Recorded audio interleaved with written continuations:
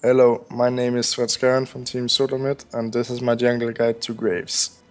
So Graves in solo queue is a really good pick because he doesn't really have any bad matchups and you can pretty much dominate the early game, and if you get some kills you can really snowball the entire game. Graves has a really good clearing where you basically take no damage at all, so I give him a 10 in clearing, and his ganking is not as good because you pretty much rely on your team to CC them because you have no CC yourself, so I give him a 6. But he still gets a 6 because he has so much damage, so if you get onto someone they will die. And solo Q rating I give him an 8 because if he gets some kills you can really carry the game yourself.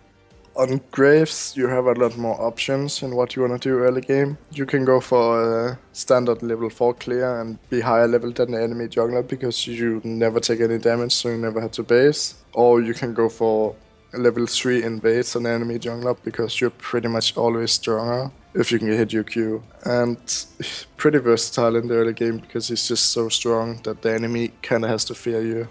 So on Graves, since you have no CC, you typically want to go to the lane you have which has CC, where if the enemy doesn't have a dash or something like that where they can't escape, you can get a free kill. Or if you have red buff, you have CC yourself kind of, so if you come from behind the enemy, they're pretty much dead because you're ranged and you can keep auto-attacking them while they run to tower. So if you counter gank, like top lane for example, you should pretty much win all 2v2s because the enemy has to focus you since you're a primary damage dealer. If the enemy doesn't focus you, you can be able to clean up the whole fight.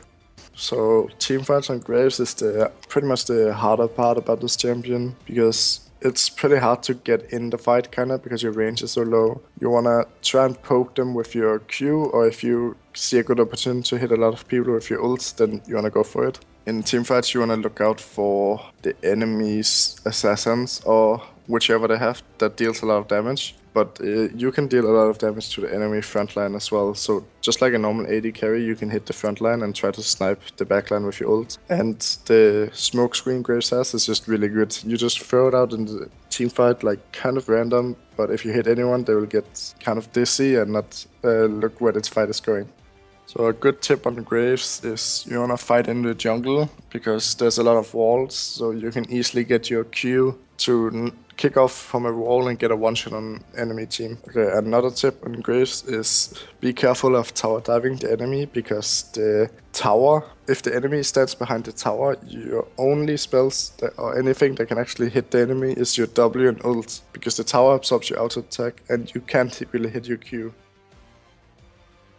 So on Graves, I like to go 9 AD marks, 3 attack speed quints, 9 armor shields, and 9 magic resist gloves. I know a lot of people like to go 15 AD like a normal rune page, but I feel like the attack speed on Graves just makes it a lot easier to play. So attack speed on Graves doesn't really make him attack faster. It kinda does, but it doesn't make him reload faster, so you get your 2 attacks off quicker than you would normally, and I just like being able to burst my opponent like that.